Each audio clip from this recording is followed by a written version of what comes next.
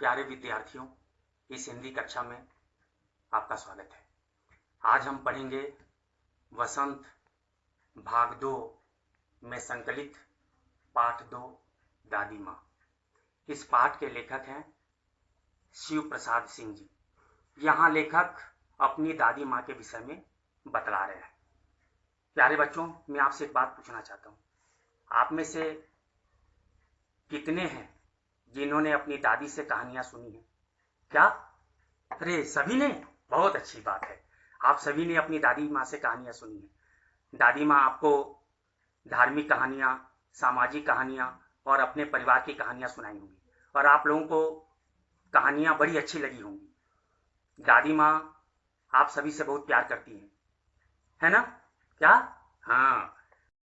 और जब आप कोई गलती करते होंगे, उस गलती के लिए जब आपके पिताजी या माँ डांटते होंगे, तब आप सीधे दादी माँ के पास पहुंच जाते होंगे और दादी माँ आपको अपने आंचल में छिपा लेती होंगी और आपको अभय दान मिल जाता होगा। अब आपको लगता होगा कि आपके पिताजी या माँ आपका कुछ नहीं बिगाड़ सकेंगे, आपको नहीं मारेंगे, नहीं डांटेंगे, क्योंकि दादी माँ आपको बचा लेंगी, है ना? क्या? हाँ। तो प्यारे बच्चों, दादी माँ ऐसी ही होती है और यहाँ लेखक शिव प्रसाद सिंह जी अपनी दादी माँ को याद कर रहे हैं। लेखक बड़े हो गए हैं और शहर में नौकरी करते हैं। अचानक उन्हें एक पत्र मिलता है जो उनके बड़े भाई किशन भेजे रहते हैं। पत्र में लिखा रहता है कि दादी माँ अब नहीं रही। यह पढ़कर लेखक उदास हो जाता है और दादी माँ को याद करने लग जाता है। यादों में वह गांव पहुंच जाता है और गांव की बातें मन में स्मरण करने लग जाता है। वह सोचता है कि गांव में तालाब, जो कि बनप्याज, घेऊर इत्यादि घासों से भरा हुआ तालाब, गर्मी के समय में जब तालाब का पानी खौलने लगता है, तब इन घासों के कारण एक विचित्र सा गंध फैल जाता है और ऐसे तालाब में लेखक अपने साथियों के साथ स्नान करता है और स्नान करने के कारण कभी कभी ज्वर से पीड़ित हो जाता है और जैसे लेखक को बुखार होता है तो दादी माँ सबसे पहले लेखक के पास आती है। वह लेखक के सिर को, पेट को सहलाती हैं, लेखक के सिरहाने बैठकर रात दिन लेखक की देखभाल करती हैं। कभी अपने आंचल से पंखा झलती हैं और बार बार शरीर को छूकर यह पता लगाने की कोशिश करती हैं कि ज्वर यानी बुखार कितना उतरा। दादी माँ को घरेलू नुस्खे याद हैं, उन्हें कई गंवी दवाइयों के नाम याद हैं और इन घरेलू इलाज के कारण वे गांव में लोकप्रिय भी हैं। गांव में कभी कहीं भी किसी भी व्यक्ति को ज्वर हो जाए या किसी प्रकार की कोई बीमारी हो जाए तो सीधे दादी माँ वहां पहुंचती हैं और दादी माँ तरह तरह की दवाइयों के नाम गिनाने लगती हैं और उस व्यक्ति की सेवा शुश्रूषा शुरू कर देती हैं, उसकी देखभाल करती हैं और दादी माँ की कोशिश यह रहती है कि वह व्यक्ति स्वस्थ हो जाए। दादी माँ घर में कोई काम नहीं करती, लेकिन उनकी अनुपस्थिति में घर का कोई काम भी नहीं होता। किशन भैया की शादी की जब तैयारी शुरू हुई तो दादी माँ घर में रह गई। जब बाहर की पड़ोसनें आई और उन्होंने दादी माँ से पूछा कि आप दिखती नहीं, तो दादी माँ ने कहा कि अरे शादी ब्याह का समय है, बहुत सारे काम करने पड़ते हैं और मैं उस काम में बहुत व्यस्त हूँ। सारे लोग जानते हैं कि दादी माँ कुछ नहीं करती, वो चुपचाप खाली देखती रहती है, लेकिन उनका न होना कार्य को विलंबित कर देता है। दादी माँ करुणा की मूर्ति है। एक बार उन्होंने रामी की चाची को कुछ रुपए उधार दिए थे। वो उन्हें डांट रही थी कि तू रुपए कब चुकाएगी, कब ब्याज देगी। और रामी की चाची रोती है, कहती है कि मालकिन मेरी बेटी है, उसका विवाह होना है, मैं अभी रुपए नहीं चुका पाऊंगी। तब वो उसे डांटती हैं, कहती है तुम लोगों को शर्म नहीं आती, रुपए लेते समय कितनी सारी बातें कहती हो और रुपए ले लेने के बाद में चुकाना भूल जाते हो, अब कब चुकाएगी? अगले साल फसलें बार बार कटेंगी क्या? और लेखक जब यह देखता है तो उसे अच्छा नहीं लगता। वह दादी को समझाने की कोशिश करता है, दादी माँ रहने दो, छोड़ दो। तो दादी माँ उसे डांटती है कि तू बड़ा आया मुझे समझाने वाला, जा यहाँ से। और लेखक चला जाता है। कुछ दिनों के बाद रामी की चाची रास्ते में मिलती है और जैसे ही लेखक पूछता है कि अरे उस दिन दादी माँ आपको डांट रही थी, तब रामी की चाची दादी माँ को आशीर्वाद देने लगती है। कहती है कि वो दीर्घायु हों, लंबी आयु मिले, सदा प्रसन्न रहें। अब लेखक घबरा जाता है, उसे आश्चर्य होता है कि अरे दादी माँ डांट रही थी और ये उन्हें आशीर्वाद दे रही है। तब रामी की चाची कहती है कि मालकिन का दिल बहुत बड़ा है, वे मेरे घर आई थी और उन्होंने कर्ज के सारे पैसे माफ कर दिए और ऊपर से 10 रुपए और दे दी और बोली कि धन्नो, तेरी बेटी मेरी बेटी है, देखना उसका विवाह और अच्छी तरह से हो, कहीं कोई कमी न रह जाए। बेटा, मालकिन का दिल बहुत बड़ा है। अब लेखक कहता है उस दिन तो डांट रही थी, तब उन्होंने कहा बड़े लोगों का यही तो है, अब रुपए दिए हैं तो डांटे भी नहीं तो रुपए देने का क्या लाभ है। लेखक हंसता हुआ चला जाता है।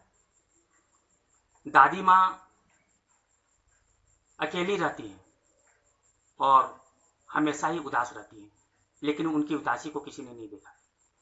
एक बार लेखक शाम के समय देखता है कि दादी माँ गीले कपड़े में आखिरी छोर के कमरे में बैठी हैं और दीपक जलाकर रो रही हैं। लेखक पास में जाके बैठ गया, काफी देर तक बैठा रहा। दादी माँ ने आंखें खोली, उन्होंने लेखक को देखा, कहा तू यहाँ बैठा है? लेखक ने कहा दादी माँ एक बात पूछूं? दादी माँ ने कहा पूछो। तो लेखक ने कहा दादी माँ तुम रो रही थी? दादी माँ तुरंत बोली चल चल, तुझे भूख लगी होगी, चल। लेखक ने कहा दादी माँ गीले कपड़े तो बदल लो। दादी माँ ने कहा कि नहीं बेटा, मुझे सर्दी गर्मी नहीं लगती। यहाँ दादी माँ के उस अपनत्व को दिखाया गया है, उस दृढ़ता को दिखाया गया है जो उन्होंने अपने घर गृहस्थी को संवारने में सहा है। एक बार की घटना लेखक को याद आती है। किशन भैया के विवाह का समय है, बारात चली गई है, लेखक बीमार होने के कारण नहीं जा सका। घर में गांव की औरतें कुछ हंसी मजाक कर रही हैं, अभिनय कर रही हैं। ऐसे समय में घर में लड़कों का रहना निषिद्ध है, लेकिन लेखक वहीं दालान में जाकर सो गया है। जैसे घर की औरतों को पता चलता है, वे सब मना करती हैं कि नहीं, इसे यहाँ नहीं सोना है। लेकिन दादी माँ कहती हैं कि लड़के और ब्रह्मा के मन में कोई भेद नहीं होता, वे बड़े सरल होते हैं, इन्हें यहीं सोने दो। इस तरह लेखक वहां सो जाता है। यहाँ दादी माँ की निश्चलता को दिखाया गया है कि दादी माँ कितनी निश्चल है, सरल स्वभाव की, वे बच्चों से कितना प्रेम करती है। दादा की मृत्यु पर दादी हमेशा उदास रहती, उन्हें यह संसार नश्वर जान पड़ता, व्यर्थ जान पड़ता।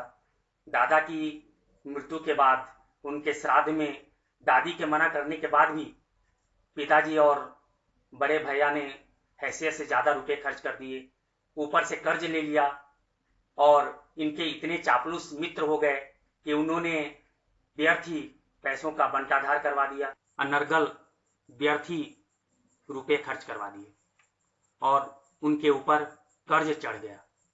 कर्ज से दोनों परेशान हो गए। एक बार दोनों ही उदास होकर बैठे थे। दादी माँ ने कहा कि अरे उदास क्यों होते हो, मैं जीवित हूं ना। और उन्होंने संदूक खोला और सोने का कंगन निकाला और कहा कि यह कंगन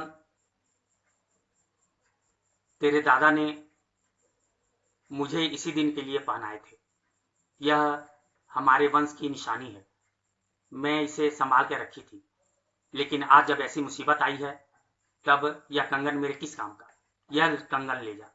और उन्होंने कंगन बाबूजी और किशन भैया को दे दी।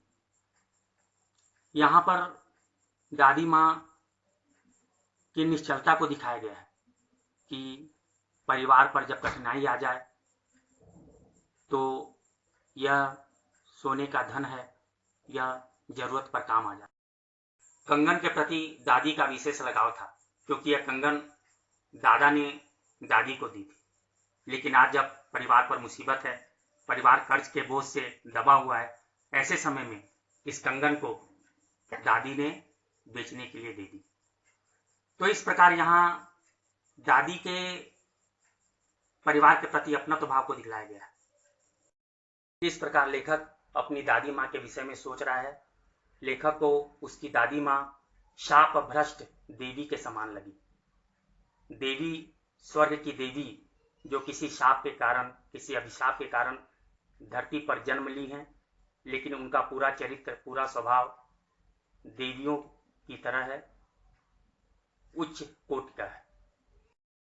दादी माँ में दैवीय गुण थे।